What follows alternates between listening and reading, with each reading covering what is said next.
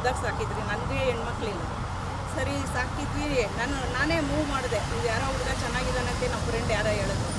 ಎಲ್ಲ 6 ವರ್ಷಕ್ಕೂ ರವಿ ಇವ್ರ ಕಡೆಯವರಂತೆ, ಇವರು ತುಂಬ ಚೆನ್ನಾಗಿದ್ದಾರೆ, ಬಾರ್ ಇಟ್ಕೊಂಡಿದ್ದಾರೆ, ಒಳ್ಳೆ ಚೆನ್ನಾಗಿರ್ತದೆ ಫ್ಯೂಚರ್ ಅಂತ ಮಾತುಕತೆ ಎಲ್ಲ ಮುಗಿಸಿದ್ರು.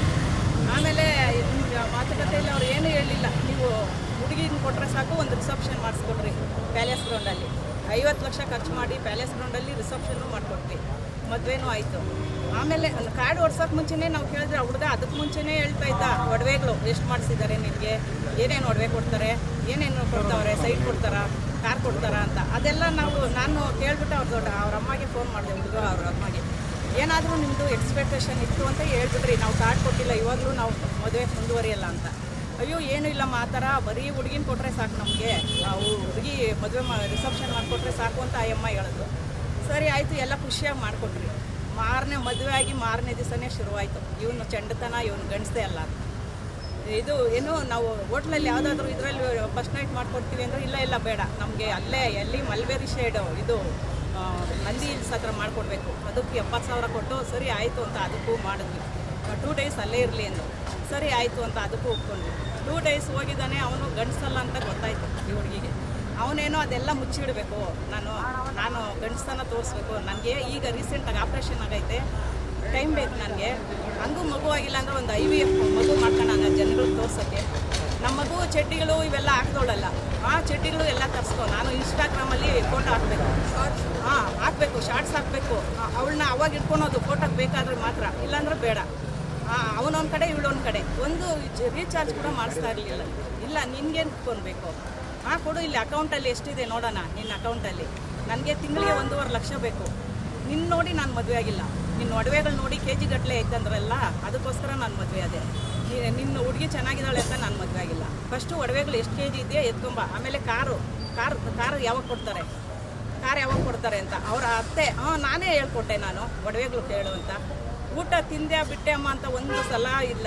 ರೂಮ್ ಬಾಗಿಲು ಓಪನ್ ಮಾಡ್ಕೊಂಡು ಮಲಗಬೇಕು, 12 ಗಂಟೆವರೆಗೂ ಮಾತಾಡ್ಕೊಂಡು ಕೂರಿಸ್ಕೊಂಡು ಮಗನ್ನ. ಈ ಹುಡುಗಿ 10 ಕಣ್ಣಲ್ಲಿ ನೀರೇ ಬತ್ತೋಗ್ಬಿಟ್ಟೈತೆ 2 ತಿಂಗಳಿಂದ. ಒಂದು ಲಕ್ಷ ಒಂದು ವಾರಕ್ಕೆ ಇನ್ನು ಯಾರಾದರೂ ಹುಡುಗಿಯರು ಬಂದ್ಬಿಡ್ತಾ ಇದ್ರು. ನಮ್ಮ ಹುಡುಗಿ ಆಗಸ್ಟ್ರಲ್ಲಿ ಇಷ್ಟು 2 ತಿಂಗಳು ಇದು ಮಾಡಿದ್ಲು, ಯಾವಾಗೋ ಬಿಟ್ಟು ಒದ್ದು ಬರ್ತಾಯಿದ್ರು. ನಮ್ಮ ಹುಡುಗಿ ತುಂಬ ಸಾಫ್ಟು, ಏನಮ್ಮ ಅಂದರೆ ಏನೇ ಅನ್ನೋದು ಬರಲ್ಲ ಹುಡುಗಿಗೆ, ಅಷ್ಟು ಇದು. ನಮ್ಮ ಅಣ್ಣ ನಮ್ಮ ದೊಡ್ಡಮ್ಮ ಅವ್ರಿಗೆಲ್ಲ ಹೇಳ್ಬಿಟ್ರೆ ಅಷ್ಟೇ, ಇವ್ರನ್ನ ಏನು ಮಾಡ್ತಾರೆ ಅಂದ್ಬಿಟ್ಟು ಎಲ್ಲ ನೋವು ಒಳಗೆ ಇಟ್ಕೊಂಬಿಟ್ಟವಳೆ. ಸರಿ, ಇದು ಹನಿಮೂನ್ ಟ್ರಿಪ್ ಬೇಕಾಗಿತ್ತು ಅವ್ರಿಗೆ, ಜನಗಳಿಗೆ ತೋರ್ಸೋಕ್ಕೆ. 10 ದಿವಸ ಅಂತ ಹೇಳಿದ್ರು. ಹನಿಮೂನ್ ಟ್ರಿಪ್ಪು 4 ದಿವಸಕ್ಕೆ ಅವ್ನಿಗೆ ಆಗಲಿಲ್ಲ. 2 ಅವರ್ ಮೊಬೈಲ್ ನೋಡ್ಕೊಂಡಿರೋದು. ಈ ಹುಡುಗಿಗೆ ರೀಚಾರ್ಜ್ ಇಲ್ಲಲ್ಲ. ಅವಳು ಏರ್ಪೋರ್ಟಲ್ಲಿ 7 ಗಂಟೆಗೆ ಇರೋದಕ್ಕೆ 10 ಗಂಟೆಗೆ ಕರ್ಕೊಂಡೋಗಿ ಕೂರ್ಸೋನಂತೆ ಶ್ರೀಲಂಕಾ ಬರಬೇಕಾದ್ರೆ ರಿಟರ್ನ್. ಏನಮ್ಮ ನಿಮ್ಗೆ ಏನು ಬೇಕು, ನೀರು ಬೇಕೋ, ಇದು ಬೇಕೋ, ಏನೂ ಇಲ್ಲ. ಅವಳು ಟೈಮ್ ನೋಡ್ತಾ ಇದ್ದಾಳಂತೆ, 1 ಮಿನಿಟ್ಟು ಯಾವಾಗ ಇದಾಗುತ್ತೋ, ಯಾವಾಗ 7 o'clock ಆಗುತ್ತೋ ಅಂತ ಅವಳು ನೋಡ್ತಾವಳೆ. ಊಟ ಬೇಕಾ ನಿನಗೆ, ತಿಂಡಿ ಬೇಕಾ, ಏನೂ ಇಲ್ಲಂತೆ. ಸುಮ್ಮನೆ ಹಿಂಗೆ ಟಚ್ ಮಾಡಿ ಇಟ್ಕೋ ಸೂರಜ್ ಅಂದರೆ ನನಗೆ ಅವೆಲ್ಲ ಅಸಹ್ಯ, ನಾನು ಮುಟ್ಟಲ್ಲ ಅಂತ. ಇವನು ಇಂಥ ಚಂಡ ನನ್ನ ಮಗನಿಗೆ ಇವ್ರ ತಾಯಿ ಹೆಂಗೆ ಮದುವೆ ಮಾಡುತ್ತೋ. ಬೇರೆ ಹೆಣ್ಮಕ್ಳು ವರ್ಷಕ್ಕೆ ಮದುವೆ ಮಾಡ್ತೀನಿ ಅಂತ ಹಿಂಗೆ ನಮ್ಮನ್ನು ಮರಳು ಮಾಡ್ದಂಗೆ ನಾವು ಇಷ್ಟು ಹುಷಾರಿದ್ದು ಇನ್ನೊಂದು ಮಗುಕ್ಕೆ ಭಾಳ ಹಾಳು ಮಾಡ್ತಾರಲ್ಲ ಅವರು. ಈ ಥರ ಇದ್ದ ಅಮ್ಮ ಮನೆಯಲ್ಲಿ ಮಗನ ಇಟ್ಕೊಬೇಕಾಗಿತ್ತು. ನಮ್ಮ ಇವ್ರನ್ನೇ ಹಾಳು ಮಾಡಾಕಿದ್ರಲ್ಲ, ನನ್ನ ಮಗುನೇ ಹಾಳು ಮಾಡಾಕಿದ್ರಲ್ಲ. ಇವಾಗ ನಮ್ಮ ಮಗು ಬೇಕು ಅಂದ್ರೆ ಸಿಗ್ತಾಯಿದ್ದ. ಅವ್ರ ಅಣ್ಣ ಟ್ರಿಪ್ ಹೋಗಿದ್ರು, ಅವ್ರ ಅಣ್ಣ ಬಂದು ಏನು ಮಾಡ್ಬಿಡ್ತಾರೋ ಅಂತ ಅವಳು ಅಷ್ಟರಲ್ಲಿ ಇದು ಏಮರ್ಸಿ ಅವಳು ಬರಲ್ಲ. ಸೂರಜ್ ನಾನು ಹೋಗಲ್ಲ, ನೀನು ಇಲ್ಲ ಅಂದರೆ ಸತ್ತೋಗ್ತೀನಿ, ನೀನು ನನ್ನ ಮುಟ್ಟದೇ ಇದ್ರೂ ಪರವಾಗಿಲ್ಲ, ನಮ್ಮ ಮನೆ ಫ್ಯಾಮಿಲಿ ಇದು ಮುಖ್ಯ ನಮಗೆ. ಫ್ಯಾಮಿಲಿ ಕೆಟ್ಟ ಹೆಸರು ಬಂದ್ಬಿಡ್ತೈತೆ ನೋಡು. ಡಿವೋರ್ಸ್ ಕೊಡಿಸ್ಬಿಡ್ತಾವ್ರೆ, 1.5 ತಿಂಗಳಿಗೇ ಡಿವೋರ್ಸ್ ಕೊಡಿಸ್ತಾವ್ರೆ. ನಾನು ಹೋಗಲ್ಲ. ಇವ್ರ ಮನೇಲಿ ಏನಾದರೂ ನನಗೆ ಏನು ಚಿತ್ರಹಿಂಸೆ ಕೊಟ್ಟರು ನಾನು ಇರ್ತೀನಿ. ನಾನು ಹೋಗಲ್ಲ ಸೂರಜ್, ನಾನು ಹೋಗಲ್ಲ ಅಂತ ಇದ್ದಾಳೆ. ಇಲ್ಲ, ನೀವು ಕರ್ಕೊಂಡೋಗ್ರಿ. ಒಂದು ನಾನಂದೆ, ನೋಡ್ರಿ ಏನಾದರೂ ಪ್ರಾಬ್ಲಮ್ ಇದ್ದರೆ ಇಬ್ಬರನ್ನೂ ಕರ್ಕೊಂಡು ಹೋಗೋಣ, ಡಾಕ್ಟ್ರ್ ಹತ್ರ ಚೆಕ್ ಮಾಡಿಸೋಣ, ಯಾರ್ದು ಪ್ರಾಬ್ಲಮ್ ಇದ್ದರೆ ಅದು ಸಾಲ್ವ್ ಮಾಡ್ಕೊಳೋಣ ಅಂದರೆ, ಇಲ್ಲ ನಾವು ಹೆಂಗೆ ಬೇಕೋ ನಾವು ತೋರಿಸ್ತೀವಿ, ಕೌನ್ಸಿಲಿಂಗ್ ಮಾಡಿಸ್ತೀನಿ ಅವನಿಗೆ, ಹಾಸ್ಪಿಟ್ಲಲ್ಲಿ ಕರ್ಕೊಂಡೋಗಿ ರಿಪೋರ್ಟ್ ತೊಗೊಂಬರ್ತೀನಿ ಅಂತ ಅವ್ರ ತಾಯಿ.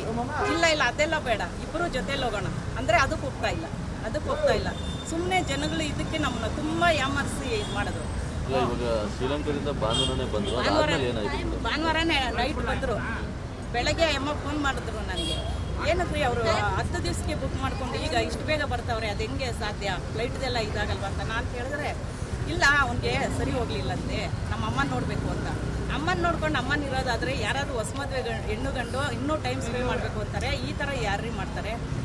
ಏನಕ್ಕೆ ಬಂದ್ರು ಅವ್ರ ಕಾರಣ ಬೇಕು ನನಗೆ. ನಿಮ್ಮ ಮಗ ಇನ್ನೂ ಇದು ಅವಳನ್ನ ಟಚ್ ಕೂಡ ಮಾಡಿಲ್ಲ ಅಂತಲ್ಲ, ಏನಕ್ಕೆ ಮಾಡಿದ್ರಿ ನೀವು? ಹಾಸ್ಪಿಟ್ಲಿಗೆ ಕರ್ಕೊಂಡು ಹೋಗ್ರಿ, ಅದೆಲ್ಲ ಚೆಕ್ ಮಾಡಿಸ್ರಿ ಅಂತ ಇದಕ್ಕೆ ಕೋಪ ಬಂದಿರ್ತಾರೆ ನಿಮಗೆ. ಆಮೇಲೆ ಸೂರಜ್ ನೀನು ಗಂಡಸೇ ಅಲ್ವಂತೆ ಅವ್ನು ಗಂಡಸಲ್ಲ, ಇರೋದ್ರಲ್ಲಿ ಇದ್ದಿದ್ದಂಗೆ ಹೇಳಿದ್ರಿ ಏನು. ಆಮೇಲೆ ಸರಿ ಅಂತ ಆಯಿತು, ನೈಟ್ ಬರ್ತಾರೆ, ನೀವು ನಾಳೆ ಬನ್ನಿ ಅಂದರು. ಮಾರನೇ ದಿವಸ ಸೋಮವಾರ ನಾವೆಲ್ಲ ಹೋದ್ರಿ, ನಾನು ನಮ್ಮ ಯಜಮಾನರು, ನನ್ನ ತಂಗಿ ಗಂಡ, ನನ್ನ ಮಗ. ಅಯ್ಯೋ ಎಷ್ಟು ಮಾತಾಡಿದ್ದಾರೆ ಅಂದರೆ ಅವರು, ನಾವು ರೆಕಾರ್ಡು ಎಲ್ಲ ಮಾಡ್ಕೊಂಡಿದ್ದೀವಿ, ನಾನೇನು ಬಿಟ್ಟಿಲ್ಲ ಅವರು. ಆಮೇಲೆ ಆ ಹುಡುಗಿ ಇಲ್ಲ ಏನಾದರೂ ಆಗಲಿ ಅವ್ರ ಅಮ್ಮನ ಬೈತಾವಳೆ, ಯಾಕಮ್ಮ ನೀವಿಬ್ಬರು ಬರ್ತೀರಾ, ದೊಡ್ಡಮ್ಮನೆಲ್ಲ ಕರ್ಕೊಂಬಂದಿದ್ದೀರಾ, ನಾನು ಇದೆಲ್ಲ ಪಬ್ಲಿಕ್ ಆಗುತ್ತೆ. ಆಮೇಲೆ ಕರ್ಕೊಂಡೋಗ್ರಿ ಅಂತ ಅವಳು ಕಾಲು ಹಿಡ್ಕೊತೀನಿ, ಸೂರಜ್ ನಿನ್ನ ನಾನು ಕಳಿಸ್ಬೇಡ, ನಾನು ಇಲ್ಲೇ ಇರ್ತೀನಿ, ಕಾಲು ಹಿಡ್ಕೊಳ್ತೀನಿ, ನಿನ್ನ ಕಳಿಸ್ಬೇಡ, ನೀನಿಲ್ಲ ಅಂದರೆ ನಾನು ಸತ್ತೋಗ್ತೀನಿ. ಆ ಹುಡುಗಿ ಅಷ್ಟು ಇಟ್ಕೊಂಡಿದ್ಲು.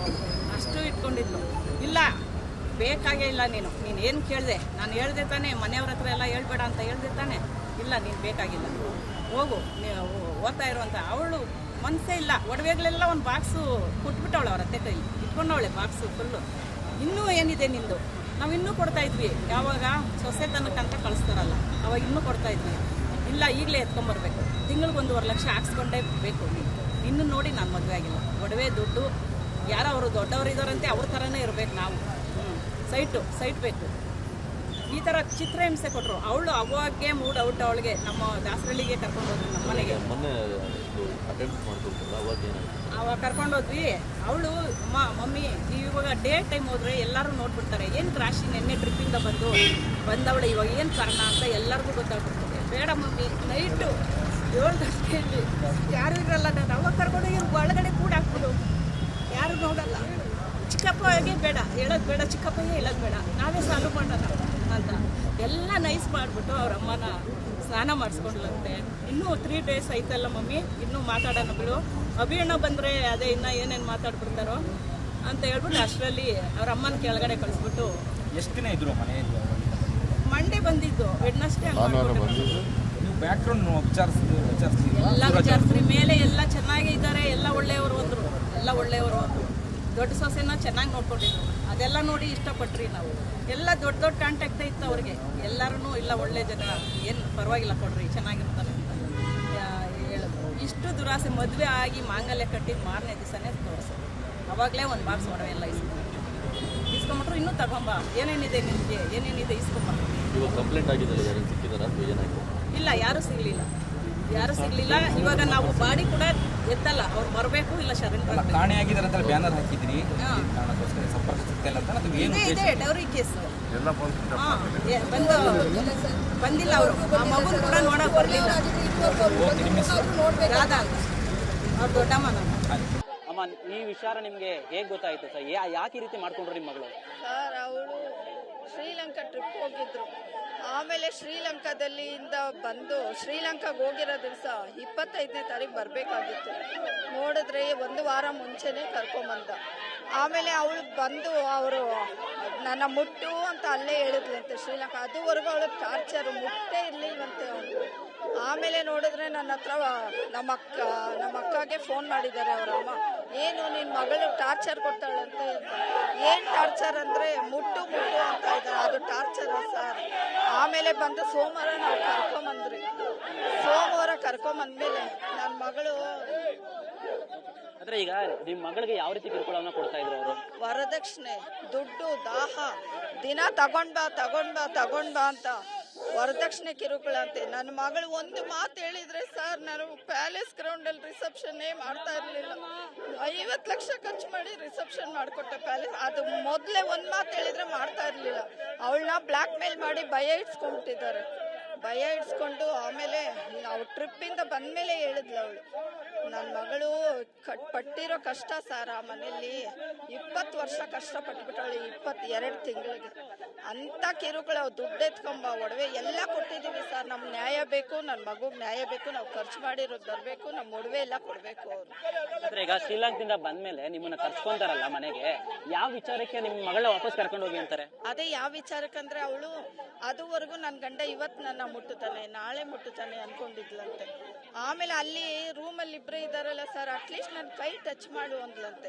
ಅದನ್ನ ಅವ್ರ ಅಮ್ಮ ಕಂಪ್ಲೇಂಟ್ ಮಾಡಿ ಹೇಳಿದ್ದಾನೆ, ನನಗೆ ಬ್ಲ್ಯಾಕ್ ಮೇಲ್ ಮಾಡ್ತಾಳೆ, ನಾನು ಮುಟ್ಟು ಮುಟ್ಟು ಮುಟ್ಟು ಅವ್ನು ಗಂಡ್ಸ ಅಲ್ಲ ಅಂತ ನನಗೆ ಗೊತ್ತಿಲ್ಲ ಮಮ್ಮಿ, ಅವ್ನು ಗಂಡ್ಸ ಅಲ್ಲ ಅಂತ ನನ್ನ ಮಗು ಹೇಳ್ತು.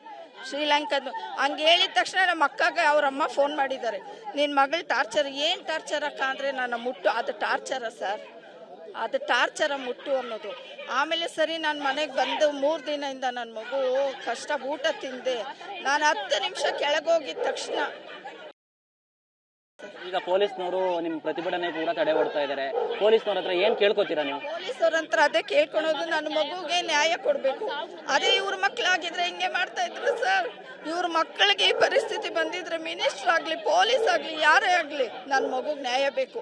ಏನಾದರೂ ಅವ್ರು ಬಂದಿಲ್ಲ ಅಂದರೆ ಇದನ್ನ ಕಾಂಪೌಂಡ್ ಎಲ್ಲ ಹೊಡೆದಾಕಿ ಒಳಗಡೆ ನನ್ನ ಮಗುನ ಅವರೇ ಕಾರ್ಯ ಮಾಡೋದಿದ್ದು.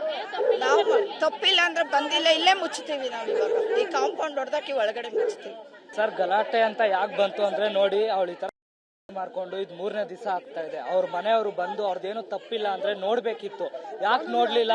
ಅವ್ರ ತಪ್ಪಿಲ್ಲ ಅಂದ್ರೆ ಬಂದು ನೋಡ್ಬೇಕಿತ್ತಲ್ವಾ, ಯಾಕೆ ನೋಡ್ಲಿಲ್ಲ? ಅದು ನಮ್ಗೆ ರೀಸನ್. ಸರಿ, ಅವ್ರ ಮನೆ ಸೊಸೆನ ಅವ್ರಿಗೆ ಕೊಡೋಣ ಅಂತ ಅವ್ರಂತೂ ಬಂದು ತಗೊಂಡೋಗ್ಲಿಲ್ಲ, ನಾವೇ ತಗೊಂಬಂದು ಕೊಡ್ತಿದೀವಿ.